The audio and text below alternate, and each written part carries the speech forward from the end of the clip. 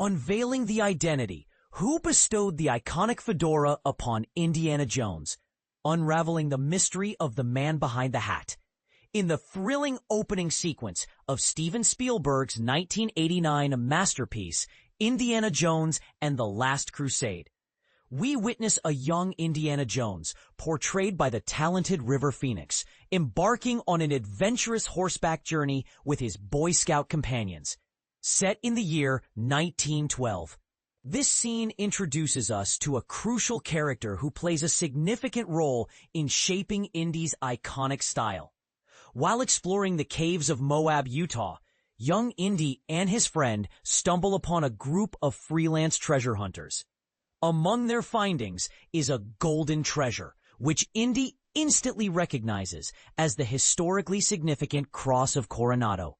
In a daring attempt, Indy tries to reclaim the artifact, but his escape is thwarted, leading to an exhilarating chase involving horses, jeeps, and even a circus train. The pursuit ends when Indy returns home, successfully evading his pursuers. Eager to show his father, played by the legendary Sean Connery, the recovered cross, Indy is met with indifference as his father is engrossed in his research.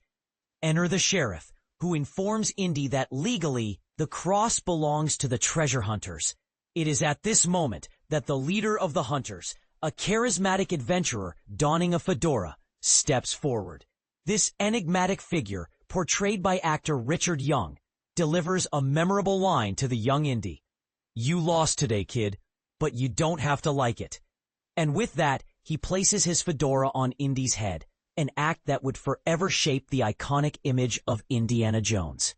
In the film's credits and script, this character is simply referred to as Fedora, named after the distinctive hat he wears. Interestingly, fedoras were not yet a popular fashion accessory in America at that time, making the treasure hunter's choice of headgear a forward-thinking fashion statement. Initially introduced without a name, this character later gained the moniker Garth in expanded universe lore and other sources. But here's where it gets controversial. Is Garth the real name, or is it just a misnomer? The Fedora versus Garth debate. Even a casual fan of the Indiana Jones franchise can't help but notice the similarities between Fedora/Garth and the adult Indiana Jones, played by Harrison Ford. Both actors share a resemblance and even sport similar facial scars. The durable leather jackets and, of course, the iconic fedora are shared fashion choices between the two characters. Fedoras, first invented in the 1890s, were named after an Italian feminist play called Fedora. The wide-brimmed hat, reminiscent of the Panama-style Homburg, was popularized by the play's lead actress, Sarah Bernhardt, a renowned cross-dresser. Thus, Indiana Jones, a symbol of masculine power, dons a garment with feminist origins on his head, adding an intriguing layer of complexity to his character. For many years, the character was exclusively referred to as Fedora. However, the name Garth seemingly entered the Indiana Jones universe by accident. In 2008, author Ryder Wyndham, while writing an updated novelization of Last Crusade, referred to the Fedora character as Garth. This led to further confusion as Wyndham's reference was not based on the shooting script, but on an earlier published version of the screenplay. The question remains, was the name Garth an intentional decision by Lucasfilm, or was it a mistake that somehow became official? The official denial and the unofficial names. According to the Lucasfilm website, the name Garth is explicitly denied.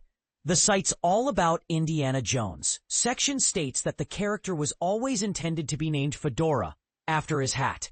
It further emphasizes that the moniker Garth is merely a placeholder and not an official name. However, the name Garth has appeared in officially licensed novelizations and even in the subtitles of studio Blu-ray releases. Despite this, Lucasfilm maintains that Garth is not the character's real name, and all mentions of it are considered spurious. Intriguingly, the character has an additional unofficial name, Jake, which appears in a German Indiana Jones novel by Wolfgang Holbein. In this novel, Indy recalls his youth and the hunt for the Cross of Coronado, during which his foe introduces himself as Jake. So, who is the man behind the fedora? Is it Fedora, Garth, or perhaps Jake? The debate continues, leaving room for interpretation and discussion among fans. What's your take on this intriguing mystery? Share your thoughts in the comments, and let's unravel the identity of the man who gave Indiana Jones his iconic style.